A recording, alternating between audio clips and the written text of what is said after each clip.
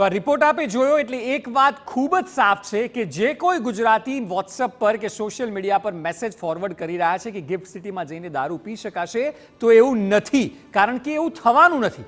ગુજરાતીઓ માટે આ વાત નથી. જે લોકોની પરમિટ હશે તે લોકો બહારથી આવેલા કર્મચારીઓ હશે કે પછી એ ગિફ્ટ સિટીની કંપનીના મહેમાનો હશે કે જેને નિયમો મુજબ દારૂ આપવામાં આવશે. એટલે જે સોશિયલ મીડિયાની અટકળો છે બધાનો અંત લાવવા માટે જ અમે આપને આ રિપોર્ટ બતાવ્યો કે કોઈ પણ ગુજરાતીને ગિફ્ટ સિટીમાં દારૂ નહીં મળે.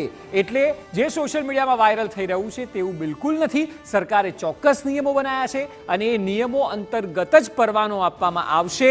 અને સાથે જે વેપારી વેચવાના છે તેમના માટે પણ કડક નિયમ બનાવવામાં આવ્યા છે.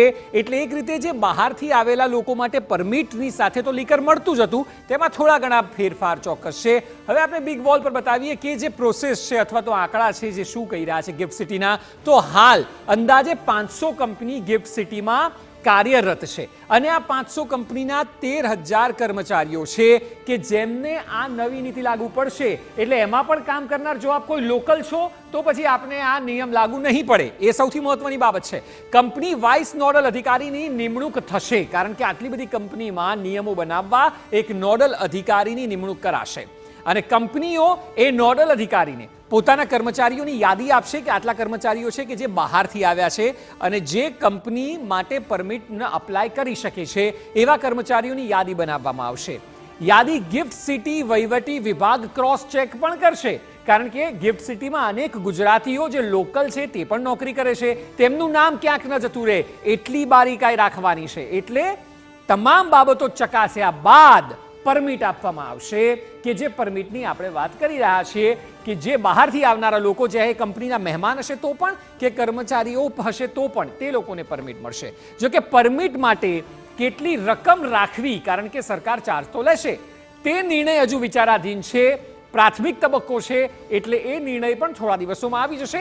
જે લોકોએ પરમિટ માટે અપ્લાય કરવાનું હોય, જેને લાગુ પડતું હોય, હું વારંવાર કહી રહ્યો છું કે ગુજરાતીઓ માટે નથી, એટલે જે પરમિટ પહેલા કંપનીઓ પણ જે છે તે કર્મચારીઓ સાથે મીટિંગ કરશે, કારણ કે જે બહારથી આવેલા કર્મચારી છે કોઈ પણ નિયમોનું ઉલ્લંઘન ન થાય એ માટે ખાસ કરીને કંપની તમામ કર્મચારીઓ સાથે ચર્ચા કરશે. અને નિયમોનો ભંગ જો થશે, અહીં સૌથી મોટી વાત, તો કર્મચારી તો ખરા જ પરંતુ કંપની સામે પણ સરકાર એક્શન લેશે.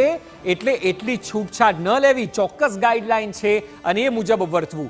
વાઇન એન્ડ ડાઇન એરિયા જે છે તે QR કોડથી જ ઓપરેટ થશે.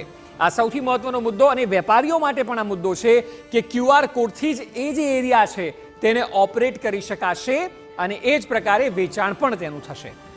વર્તમાન પરવાનાવાળા જે છે એટલે ગુજરાતમાં અનેક લોકો એવા છે કે જેની જોડે પરમિટ છે, તેમને આ ગિફ્ટ સિટી વાળી સુવિધા નહીં મળે. કે ગિફ્ટ સિટી વાળી નહીં, જે રેગ્યુલર લોકો પરવાના સાથે પીતા હોય તેમની પાસે તો પરવાનો છે, પરંતુ ગિફ્ટ સિટી વાળો નિયમ તેમના પર લાગુ નહીં પડે. એટલે આ સુવિધા વર્તમાન પરવાનાવાળા કોઈ પણ વ્યક્તિને નહીં મળે. એટલે ગિફ્ટ સિટીના પરમિટ પ્રોસેસમાં આટલા મુદ્દાઓ છે કે જે સરકારે ચોક્કસ નક્કી કર્યા છે અને તેના અંતર્ગત જ પરવાનો આપીને દારૂ પી શકશે લોકો. એટલે એક વાત હું તમને અવારનવાર કહી રહ્યો છું કે કોઈ પણ ગુજરાતી માટે આ નિયમોની દારૂનો પરવાનો પણ નથી. એટલે જે બહારથી આવ્યા છે તે લોકો જ પી શકશે. તમામ અટકળોનો અંત ચોક્કસ આવી ગયો છે.